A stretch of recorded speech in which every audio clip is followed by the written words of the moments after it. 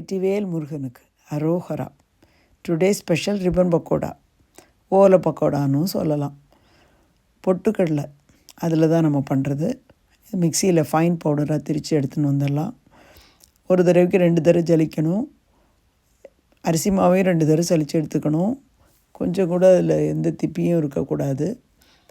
1 table spoon வெண்ணெய், 1 teaspoon ஓமம் வறுத்து தண்ணீரில் ஊற வச்சுருக்கோம்.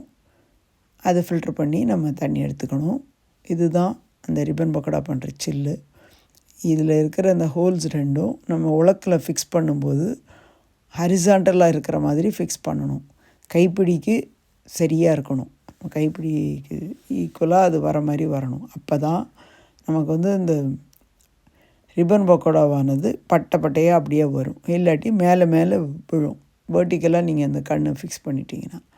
கொஞ்சமாக நம்ம தண்ணீரில் காயம் கரைச்சி வச்சுருக்கோம். ஸோ அந்த காய தண்ணீரை விட்டுக்கிறோம். மாவை முதல்ல மிக்ஸ் பண்ணிக்கணும். அதுக்கப்புறம் 1 by 1 எல்லாம் போடணும். இப்போ வெண்ணெய் போட்டோம், ஓம வாட்டர், அப்புறம் உப்பு கொஞ்சமாக எவ்வளோ உப்பு தேவையோ அதை தண்ணீரில் தான் கரைச்சி இதில் நம்ம சேர்க்குறோம். இப்போ மாவு 2-3 உருண்டை தான் வரும். நான் கம்மியாக தான் ரிப்பன் பக்கோடா பண்ணுறேன்.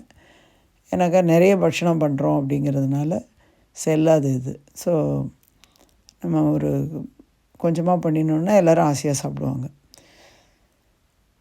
உலக்கில் இதை ஃபிக்ஸ் பண்ணி எண்ணெய் சூடானோடனே பிழிஞ்சு எடுத்துட வேண்டியதான். ரொம்ப சிம்பிள் ரெசிபி இது. அவசியம் செய்து பாருங்கள். நினச்ச உடனே 10 நிமிஷத்தில் செஞ்சிடலாம் இதை.